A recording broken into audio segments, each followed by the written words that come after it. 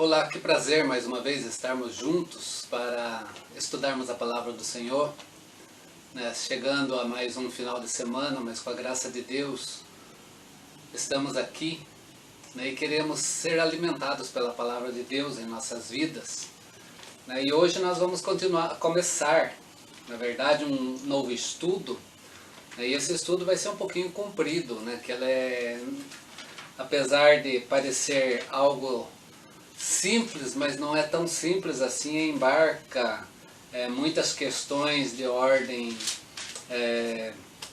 bíblica, teológica, né, conceitos de pensamentos doutrinais, né, e o qual nós queremos, mais uma vez, embasado nas Escrituras Sagradas, olhar apenas e tão somente através dela, né, e daquilo que ela traz para nós, né.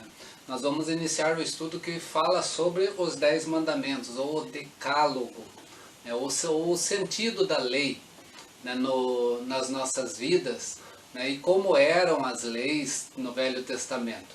Eu gostaria de ler um salmo inicial aqui, que é bem conhecido nosso, que é o Salmo de número 19. E ele diz assim: os céus proclamam a glória de Deus, e o firmamento anunciam as obras das suas mãos. Um dia discursa a outro dia, e uma noite revela conhecimento a outra noite. Não há linguagem, nem há palavras, e deles não se ouve nenhum som. No entanto, por toda a terra se faz ouvir a sua voz, e as suas palavras até os confins da terra. Aí pôs uma tenda para o sol, o qual, como noivo que sai dos seus aposentos, se regozija como herói a percorrer o seu caminho, principia de uma extremidade dos céus, e até outra vai o seu percurso, e nada refoge ao seu calor. A lei do Senhor é perfeita, e restaura a alma. O testemunho do Senhor é fiel, e dá sabedoria aos simples. Os preceitos do Senhor são retos, e alegram o coração. O mandamento do Senhor é puro, e ilumina os olhos. O temor do Senhor é límpido e permanece para sempre. Os juízos do Senhor são verdadeiros e todos igualmente justos. São mais desejáveis do que o ouro, mais do que o muito ouro depurado, e são mais doces do que o mel e o destilar dos favos. Além disso, por eles se admoesta o teu servo em os guardar a grande recompensa. Quem há que possa discernir as próprias faltas? Absolve-me das que me são ocultas. Também da soberba guarda o teu servo, que ela não me domine. Então serei irrepreensível e ficarei livre de grande transgressão. As palavras dos meus lábios e o meditar do meu coração sejam agradáveis à tua presença, Senhor, rocha minha e redentor meu. Esse texto fala sobre a lei do Senhor, dizendo que ela é perfeita, ela restaura a alma, né? Ela é o testemunho da fidelidade de Deus, né? E ela nos dá também sabedoria, né? E é sobre isso que nós queremos estar iniciando o nosso novo estudo que teremos a partir daqui, falando sobre a lei de Deus, né? Êxodo capítulo 20, quando vai tratar do decálogo, o primeiro versículo e no seu início de Êxodo 20 ele já diz assim: então falou Deus todas estas coisas, ou seja, a lei vem dele, né? Não vem do homem, né? Às vezes nós ouvimos muito falar sobre as leis mosaicas, ou inserindo essas leis em Moisés, mas a lei nas Escrituras Sagradas, toda ela vem de Deus para as nossas vidas. Mas como entender os mandamentos na Aliança Antiga ou no Velho Testamento e também na Aliança Nova ou no Novo Testamento?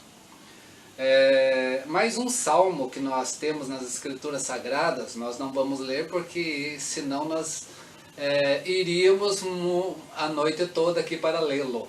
Salmo 119, que a gente conhece, sabe que é muito longo. Mas no verso 73 ele diz que as tuas mãos, falando de Deus, me fizeram e me aperfeiçoaram, como diz o Salmo 139, né? Mas ele prossegue dizendo assim no Salmo 119, verso 73, ensina-me para que eu aprenda os teus mandamentos. Ensina-me para que aprenda os teus mandamentos. Né? Ou seja, todo o ensino vem de Deus para as nossas vidas, para que nós possamos viver aquilo que Ele quer também de cada um de nós. Né? O Decálogo, ou os 10 Mandamentos, como nós conhecemos, é um tema, ou um dos temas mais presentes nas Sagradas Escrituras.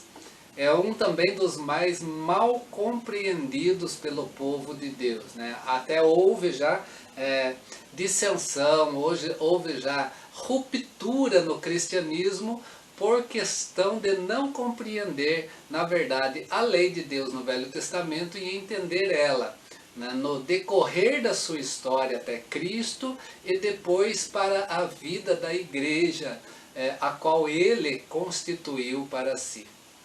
Mesmo com o extenso tratamento que Paulo, né, dá à lei de Deus, e Paulo dá muito fala sobre a lei de Deus, especialmente os primeiros 8 capítulos de Romanos. Se quiser depois estar lendo ali, vai falar muito sobre a lei de Deus. Né? Mas muitos ainda a compreendem como uma expressão da atuação de Deus lá no Velho Testamento, né? Com pouco significado para os nossos dias. Ou seja, a lei de Deus não tem quase validade para nós. Não se fala hoje do Decálogo ou dos 10 Mandamentos, que ele vem nos mostrar também, ele vai nos contrastar, né, com o pecado, né, sobre a vida humana. Mas o que temos hoje muito é uma atitude de quase desprezo quanto à aplicação, né, dos mandamentos de Deus para as nossas vidas, ou do Decálogo para as nossas vidas. Por isso nós precisamos dar a devida importância a esse tema tão precioso. Hoje eu só vou falar de forma resumida um pouco sobre isso. Semana que vem a gente vai fazer alguns quadros para mostrar melhor, né, essa questão para nós assimilarmos também isso. Mas nós precisamos dar importância a esse tema, porque ele é precioso para nós.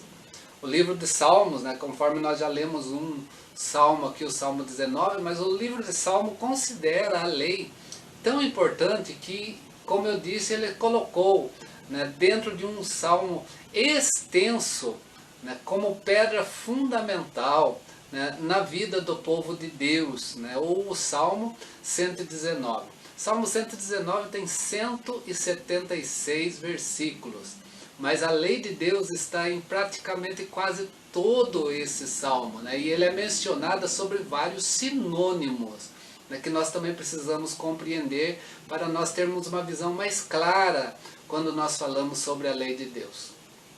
Mas em relação então à lei de Deus, nós temos, de forma resumida,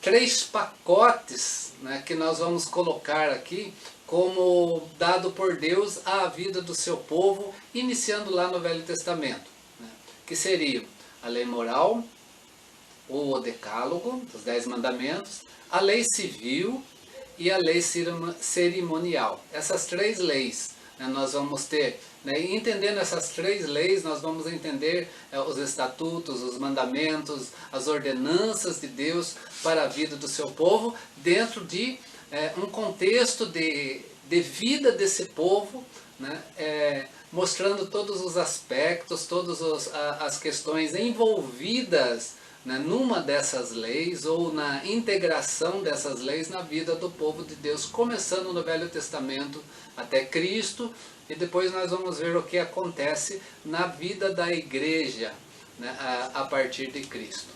Mas em relação à lei moral, que é o Decálogo, nós necessitamos então encontrar o papel dela na nossa vida diária. A gente vai entender o motivo disso, descobrir nela que nós temos alguns aspectos de Deus para cada um de nós, né? Principalmente a sua graça e a sua misericórdia. Essa lei ela vai apontar a trilha correta a ser seguida nas nossas vidas, né? E vai representar também, trazer para nós a expressão correta de nosso amor, né? De como nós vivemos a ótica do amor pedido por Deus em nossas vidas. Tanto o amor a Ele, como o amor ao próximo. Nós temos ciência, porque as Escrituras nos deixam isso bem claro. E Paulo, quando em Romanos, nos seus 8 primeiros capítulos, ele vai falar sobre a lei, a primeira coisa que ele deixa bem claro é isso, que nós somos pecadores. Todos nós. Todos nós nascemos do pecado e todos nós carecemos da graça de Deus sobre nossa vida. Mas, nós cristãos que temos Cristo em nossa vida, nós somos pecadores redimidos, porque o sangue de Jesus Cristo já nos purificou de todo o pecado. Assim nós devemos então reconhecer que o decálogo, para nós também, ele traz justamente isso, ele vai enfatizar para nós a santidade de Deus, Deus é santo, né? E também a nossa insuficiência perante esse Deus que é santo, porque nós somos pecadores, mesmo redimidos, né? E Deus pede o que para nós? Já lá no Velho Testamento, e depois nós vemos no Novo Testamento, nas cartas, né, a palavra de Deus diz assim: sede santo, porque eu sou santo, diz o Senhor. Deus é santo, Ele é santo na sua essência, né, na sua totalidade. Nós, pecadores, precisamos e devemos andar também em santidade. E o Decálogo também vai nos mostrar, né, algumas questões em relação a isso, ou a lei moral de Deus para as nossas vidas. Além disso, também, nós vamos ter no Decálogo o quê? O caminho traçado por Deus, né, para que nós vivamos não somente a sua lei para não pecar contra Ele, mas para nós também demonstrarmos amor a Ele, né, e o amor ao próximo.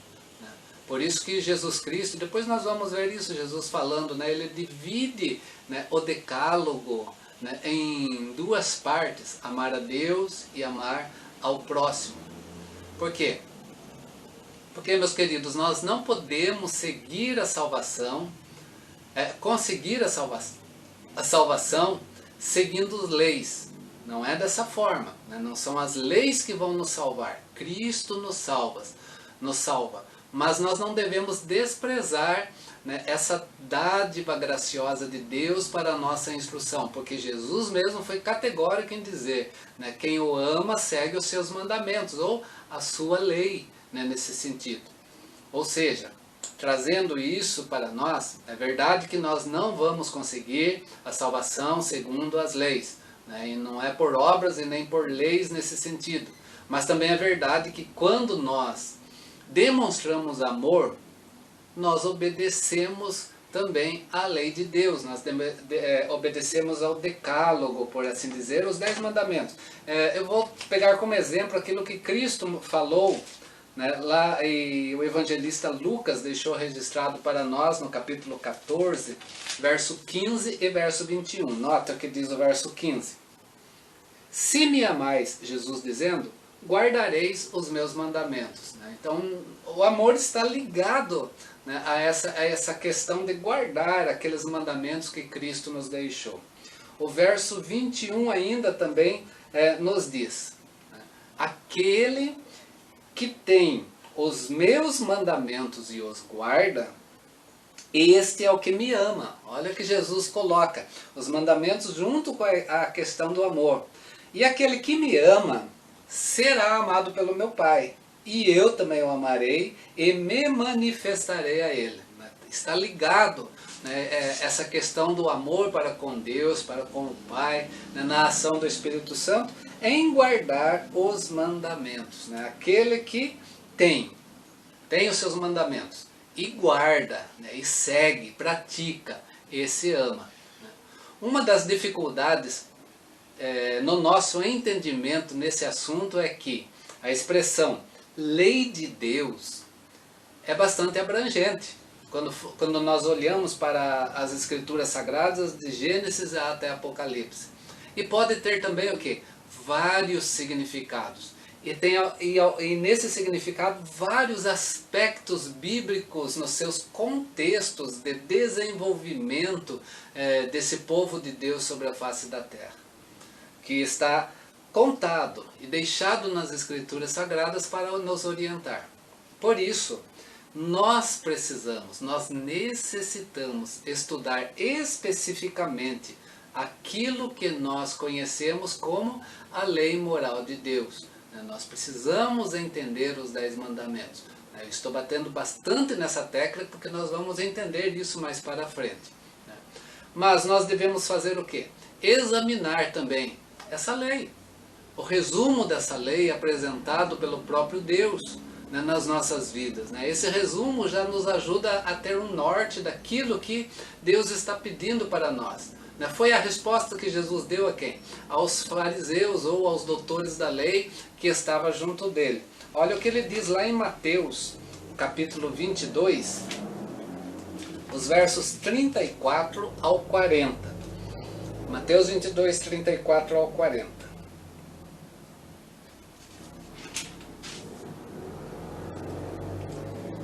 Entretanto, os fariseus, sabendo que ele fizera calar os saduceus eram aqueles que não acreditavam na ressurreição, não acreditavam em seres espirituais, Eles eram de uma facção dentro do judaísmo, mas hoje precisamente seriam os materialistas.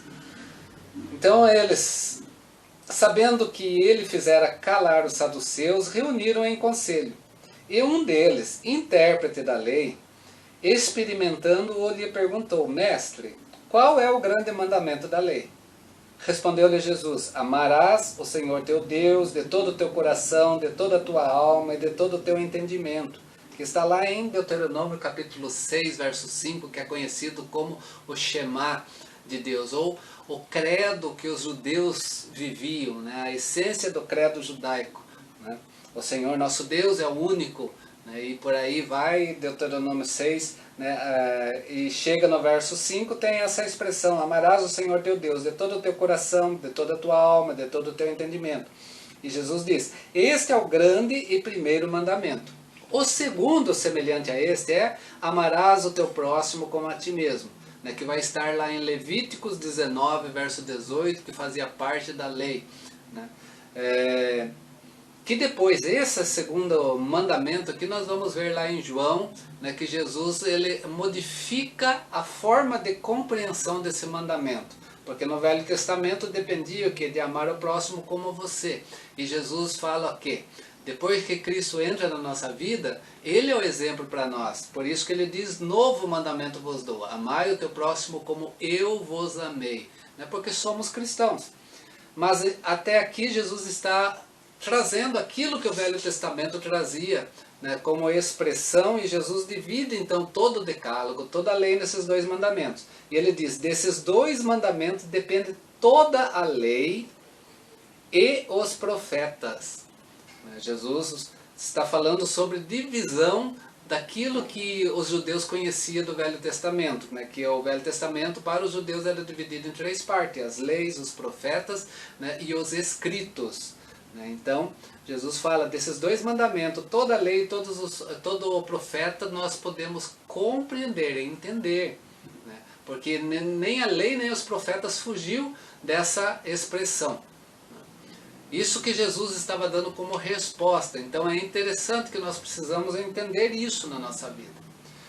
Mas para entender os 10 mandamentos ou o decálogo, nós teremos que responder então a essa pergunta: o que é a lei de Deus? E para nós entendermos o que é a lei de Deus, porque aqui está falando de leis e profetas, mas é a lei de Deus, o que significava isso? Deus proferiu e revelou diversas determinações, estatutos, mandamentos, deveres para os homens viverem, isso em diferentes épocas da história da humanidade. A vontade de Deus para o homem constitui a sua lei. É isso que nós precisamos deixar entendido neste momento. E essa lei então representa o que é melhor para a vida do ser humano, dentro de seu contexto, de sua história, quando Deus assim vai então colocando ao ser humano aquilo que ele precisa fazer. Deus vai determinar, vai trazer deveres para a vida humana. E quando nós estudamos a lei de Deus de forma mais detalhada, nós devemos também discernir os diversos aspectos apresentados nas Escrituras Sagradas sobre a lei. Ou seja, falando em lei, tem várias questões aqui nas Escrituras Sagradas que precisamos compreender.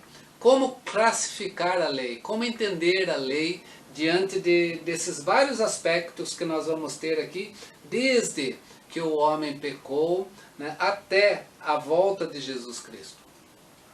Muitos mal entendidos e muitas doutrinas erradas vão ser evitadas se nós voltarmos tão somente para as Sagradas Escrituras, para nós compreendermos a lei de Deus dentro da sua esfera, dos contextos históricos da vida humana contida nas Escrituras. Se nós compreendermos que a palavra de Deus apresenta esses aspectos sobre nossa vida, nós vamos entender a lei de Deus. Quando falamos então em lei de Deus no Velho Testamento, nós temos 3 leis, ou 3 pacote legal de Deus para o Velho Testamento. Nós vamos ter o quê? A lei civil ou judicial, que representava e representa então no Velho Testamento a legislação que foi dada a quem? Foi dada à sociedade ou ao Estado de Israel, quando Deus chamou esse povo para si. Esse povo vivia nesses aspectos da lei de Deus, da teocracia, da vontade de Deus para si.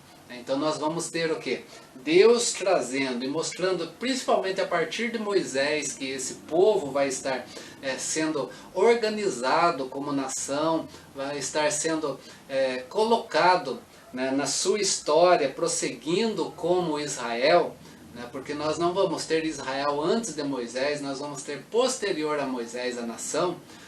Então nós vamos ter a lei civil e judicial que Deus colocou para a vida desse povo, onde nós vamos ter, por exemplo, crimes contra a propriedade, as suas respectivas punições, que são geradas num contexto político dentro da esfera de uma nação, a lei civil ou a lei judicial. O segundo pacote de lei que nós vamos ter no Velho Testamento é a lei religiosa ou cerimonial.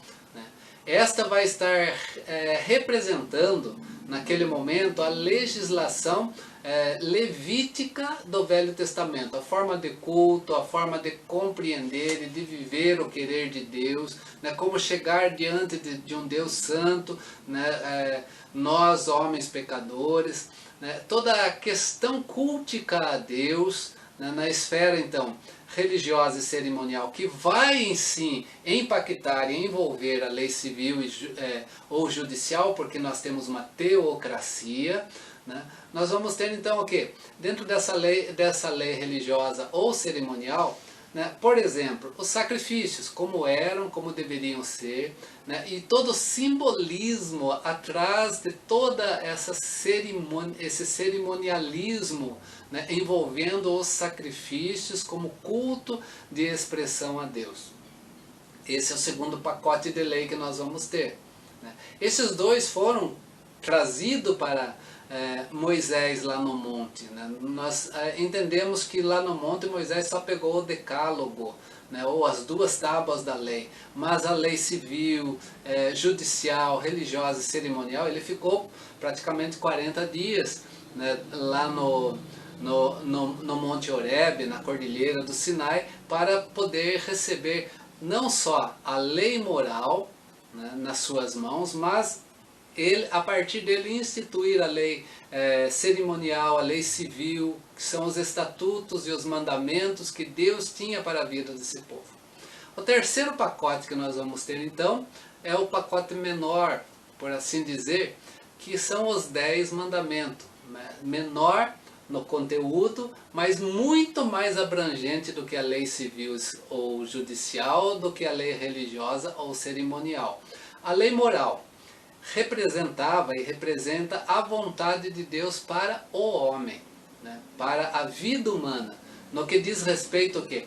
ao seu comportamento, aos seus deveres principais como ser humano.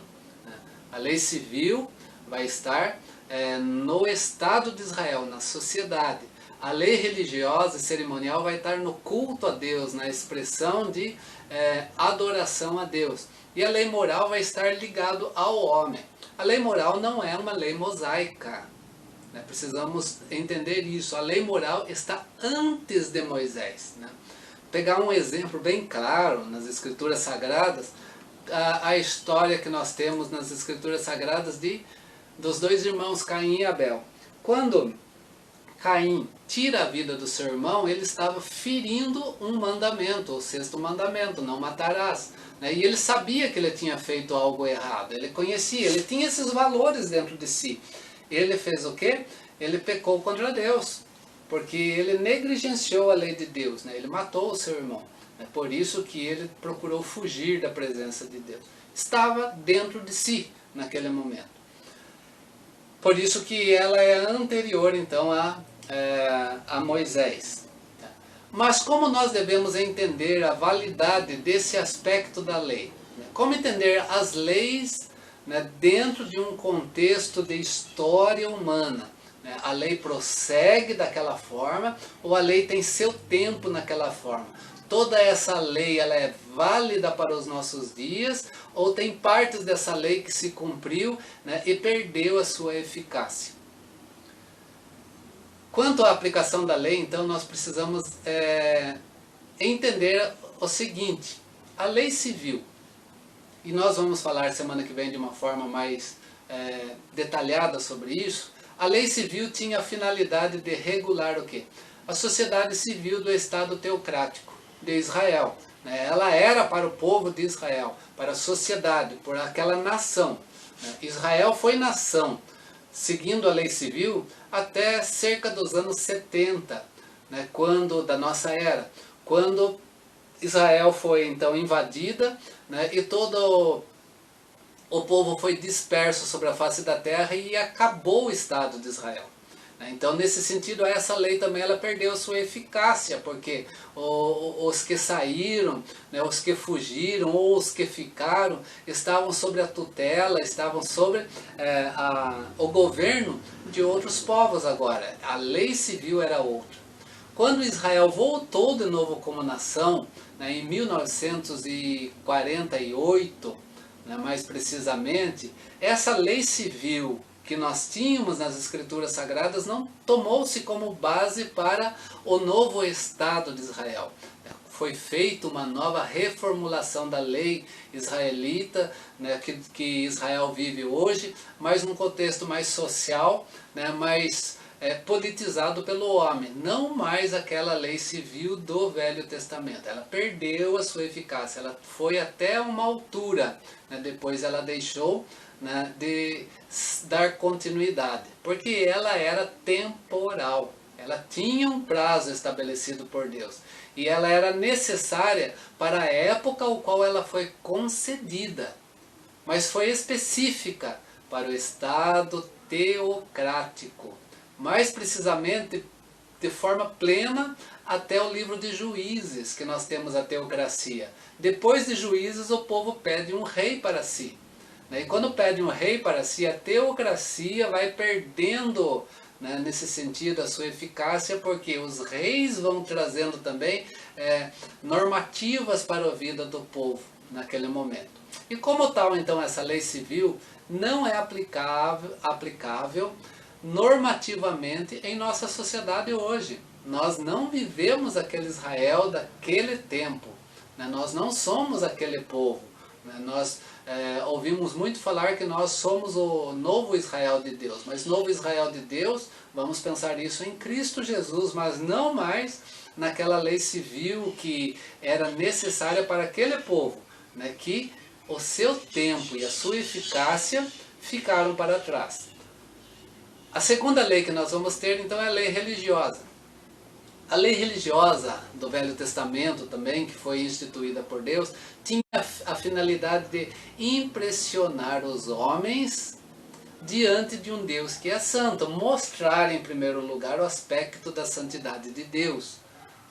Mas junto com esse aspecto da santidade de Deus, e entendendo que o homem era pecador, este homem necessitava da atenção de quem? De um Messias prometido. Né? Por isso essa lei também, né, ou a lei cerimonial, religiosa, né, ela dava atenção e ela levava a entender, né, o Messias prometido, ou a esperança do Messias, do Cristo que viria.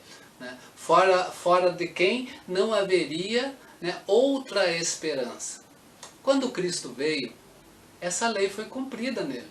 A sua vinda trouxe o cumprimento dessa lei. Se trouxe o cumprimento dessa lei, ela perdeu a sua eficácia na sua continuidade. Por quê? Porque Cristo cumpriu tudo isso dentro de si. Então aqui, todo aquele cerimonialismo da lei, todo aquele aspecto de sacrifícios foi cumprido na cruz do Calvário por Cristo. Então essa lei também perde-se a sua eficácia. Nós vamos entender, sim, vamos olhar para ela como exemplo, nós vamos olhar a lei civil como exemplo, para nós olharmos as nossas atitudes agora diante de Cristo. Tá? Essas duas leis, então, nós temos aí, de forma temporal, cumprindo a sua eficácia. A terceira lei, ou o terceiro bloco de lei, é a lei moral. A lei moral, ela tinha e tem a finalidade de deixar bem claro que o homem é pecador, e o homem, para estar na presença de Deus, que é santo, e viver de forma santa, precisa cumprir algumas obrigações diante de Deus. Ele tem deveres para com Deus. Esse homem tem deveres, ele deve cumprir para com Deus. Né? Por isso essa lei revela a carência humana. Né? Carência humana no quê? De entender e discernir o bem e o mal. Porque sem essa lei o homem vai ser discernir o bem e o mal. Por quê? Porque sem essa lei esse homem não tem parâmetros para entender de forma profunda, né, o que ele necessita para a sua vida também, dentro dos seus deveres para com Deus, dentro do seu amor dado a Deus. Né? É aquele sentido: se guardar os meus mandamentos, né, vocês vão me amar e serão amados pelo meu Pai, aquilo que Jesus disse. Como tal, então, a lei moral é aplicável em todas as épocas, em todas as ocasiões. E assim ela foi apresentada por Jesus Cristo. Jesus nunca aboliu a lei moral. E a gente vê isso bem claro lá em Mateus capítulo 5 ao capítulo 7, quando Jesus mostra o sentido dessa lei na vida humana. E ele deixa bem claro que ele não veio abolir a lei, ele veio cumprir, ele veio dar, né, nova razão a essa lei. Qual lei? A lei moral. A lei moral é antes de Moisés, está na vida humana, né, e posterior a Cristo. Não quer dizer que ela é o aspecto salvífico para a nossa vida. Cristo é o aspecto salvífico, mas salvos em Cristo nós vivemos os aspectos dessa lei que nós vamos entendê-la. Nesse caso, então, nós temos que considerar essa lei de forma válida até hoje, não temporal, mas até que Cristo volte. Porém, sem confundir essa lei com as outras duas leis, a lei civil e a cerimonial. Não podemos misturar e nem confundir o decálogo junto com essas duas leis. Esse é o problema que alguns fazem, né, até mesmo algumas doutrinas religiosas vivem. Não podemos confundir isso. Né? Temos que deixar isso bem claro à luz das Escrituras Sagradas. E vamos ver isso à luz das Escrituras Sagradas. Né? Sem confundir, sem misturar com as outras duas, prescrevendo também uma aplicação confusa e desconexa. Não vamos fazer isso. Por isso, vamos entender a lei de Deus no sentido do decálogo para as nossas vidas hoje. Esse será então o nosso assunto a partir da semana que vem. Semana que vem eu vou trazer algumas coisas para nós estarmos olhando, para entendermos e assimilando mais sobre essa lei. A gente vai voltar a falar sobre as três novamente, né, de forma mais profunda, e depois nós vamos mandamento por mandamento, né, desde o primeiro mandamento até o 10º mandamento, entendendo essa lei, mas toda ela também em Cristo Jesus. né, de acordo com as Sagradas Escrituras, sem preceitos doutrinários de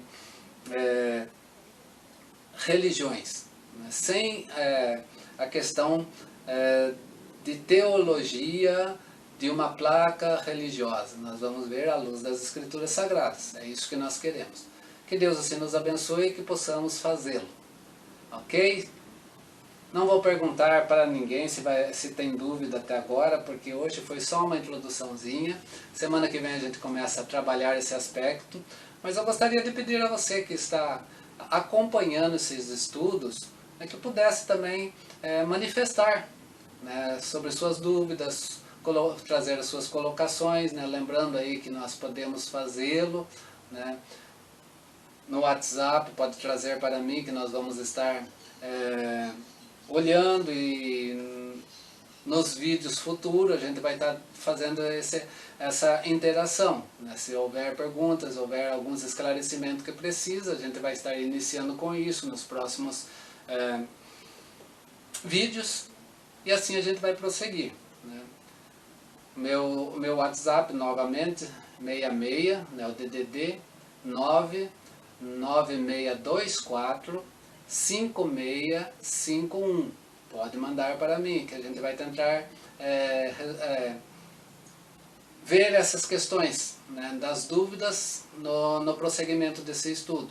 Outra questão, outra forma é o meu e-mail revsvieira@gmail.com, e também, né, aqueles que estão junto no grupo de estudo das Escrituras Sagradas. Ali também pode se expressar, né? Nós estaremos juntos buscando entender, né? Esse telefone que eu coloquei como contato, ele é tanto no WhatsApp, quanto no Signal, quanto no Telegram. Então pode me procurar em qualquer um deles. É que Deus nos ajude a crescermos no conhecimento da Palavra do Senhor, é por isso que nós estamos aqui conversando, né? A ideia é crescimento nas Escrituras Sagradas. Deus te abençoe, que tenham um resto de semana na presença do Senhor, fortalecido nele. Domingo nós vamos estar aí com uma mensagem devocional para as nossas vidas, né? A você que não tem condições de estar dentro de um templo, né, nesses dias que nós estamos vivendo, procure uma das igrejas que trazem o culto online, né, e participe, né? Não esteja assistindo ao culto, seja participativo, porque não adianta nós sermos assistentes, nós temos que participar, mesmo você que vai estar dentro de um templo. Não vá ali apenas para assistir o culto, vá ali para ser culto a Deus, prestar culto a Deus, né? Porque senão nós estamos perdendo o nosso tempo, né? Por não estarmos sendo verdadeiros adoradores que adoram o Pai em Espírito e Verdade. Não é dessa forma que nós devemos viver. Mas que Deus te abençoe, né? A distância, mas juntos. É isso que precisamos diante do Senhor. Um forte abraço deste irmão em Cristo. Semana que vem nós prosseguimos.